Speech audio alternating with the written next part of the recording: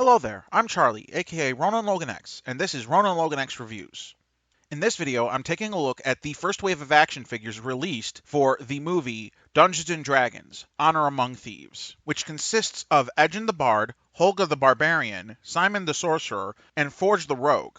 Now, as I previously stated in my review video for the Dungeons & Dragons Cartoon Classics figures, which were also recently released, I really love D&D, and so I've really been looking forward to getting a good D&D movie. And I'm fairly optimistic about this one, which will be releasing in March, I believe, of this year.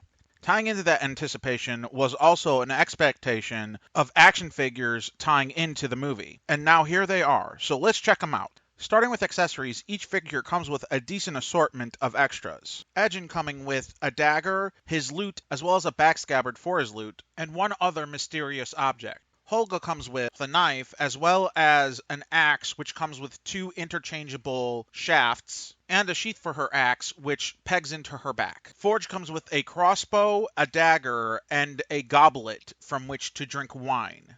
And finally, Simon comes with the least amount of accessories, those being a wand and a magic helmet. If I had to pick out any complaint about the accessories, it's that the quality control on the paint applications for them are dodgy at best, with the worst offender being the apps on Simon's helmet, which is very obviously mispainted. But by no means is any of that any sort of deal breaker, at least for me.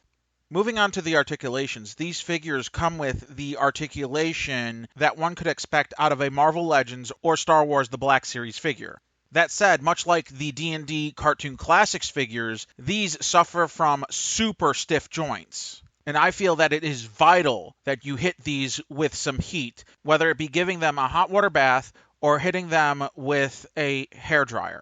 Otherwise, I feel like you would run a high risk of breaking something on these figures. Because even after I did so, some of the joints were still really stiff and needed some working to start moving properly. Lastly, taking a look at the likenesses featured on these figures, in my opinion, they run the gamut from mediocre to excellent, with the weakest being the likeness for Michelle Rodriguez and the best being that of Hugh Grant, at least in my opinion.